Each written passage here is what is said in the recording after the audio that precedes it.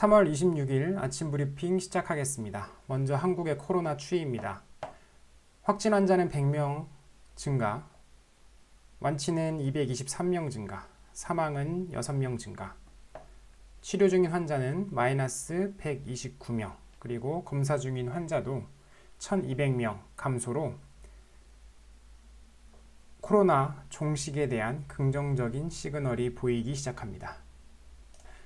세계의 코로나 발생 추이입니다. 중국은 여전히 50명 정도 증가하고 있고요. 미국 10,000명, 이란은 1,800명, 그리고 유럽에서는 이탈리아 5,000명, 스페인 3,600명, 독일 4,000명 등 미국과 유럽, 이란에서는 확산세가 계속되고 있습니다. 특히나 이탈리아와 이란의 사망률은 각각 9.9%, 7.8%로 굉장히 심각한 수준입니다. 중국에서는 후베이성을 제외한 중국 공장의 가동률이 85%까지 회복됐다고 블룸버그 경제조사팀이 지난 23일 발표했고요. LG 디스플레이도 중국 광저우 OLED 공장 양산을 위한 핵심 인력을 26일 전세기 편을 이용해서 파견한다고 합니다. 중국에 공장을 둔 기업들의 공장 재가동을 위한 활동이 활발해지고 있네요. 미국에서는 코로나가 1만 명이라는 엄청난 속도로 확산되면서 첫 10대 사망자가 발생하기도 했습니다. 또한 미국 정부와 의회는 코로나 사태 대응을 위한 대규모 경기부양 법안에 합의했는데요. 경기부양책은 2조 달러, 우리나라 돈으로 하면 2,500조 원에 달하는 천문학적인 규모고요. 국민 한 명당 147만 원을 지급하고 기업 대출과 중소기업 구제를 늘릴 계획이라고 합니다. 역시 천조국이라고 불릴만 하네요. 유럽에서는 삼성전자가 TV 생산을 멈추었고요.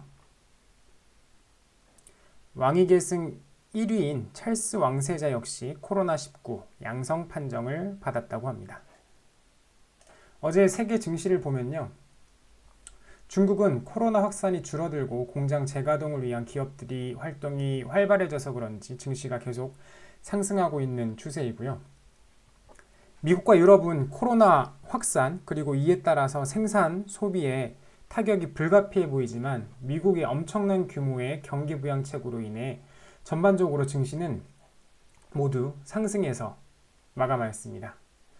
원래 달러의 유동성이 축소되고 부실기업이 부도가 나게 되면 신용경색이 발생해서 이에 따라서 전 세계적인 금융위기가 발생할 것이다라는 걱정이 해소되고 있고요. 그리고 큰 규모의 달러가 풀리면 현금의 가치가 떨어지고 실물의 가치가 올라갈 것이라는 생각이 강해서 이런 상승세가 이어지고 있는 것 같습니다.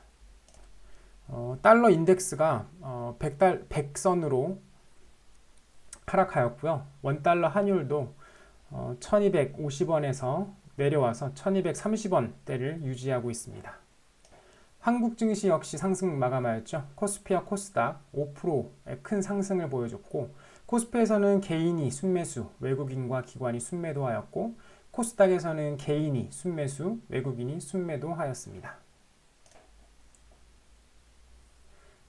저는 어제 굉장히 급등한 한국금융지주의 지분만을 소량 매도하였습니다. 제가 투자하고 있는 4개 기업 모두 앞으로의 좋지 않은 상황을 고려하더라도 굉장히 많이 저평가되어 있어서 매도하지 않아도 되었지만 또 오늘 급락하게 될 경우에 심리적 보상, 안정을 위해서 매도했습니다. 사실 금전적으로 큰 의미는 없습니다. 오늘의 전략도 동일합니다. 급락하는 기업이 있으면 어제 그제 현금화한 자금으로 매수를 할 생각이고 급등하는 기업이 있으면 다음 급락을 대비해 심리적 안정을 유지할 수 있을 정도만 매도할 계획입니다. 오늘 역시 한국 증시는 위로 아래로 활짝 열려 있다고 봅니다. 현재 한국의 국가와 산업, 기업의 가치가 그다지 중요하게 평가받지 않는 상황입니다. 오히려 미국과 유럽의 코로나 확산 속도와 피해가 어떻느냐, 그리고 이것보다도 미국 정부에서 어떤 정책을 펼치느냐, 그리고 미국과 세계 시장은 어떻게 반응하느냐에 따라서 한국 증시가 요동을 칠 겁니다. 그렇게 지나친 낙관도 지나친 비관도 할 필요 없이 기업의 가치에 집중하고 안정적인 심리 상태를 유지하면서 투자에 집중해야 할 때라고 생각합니다. 들어주셔서 감사합니다. 오늘은 여기까지입니다.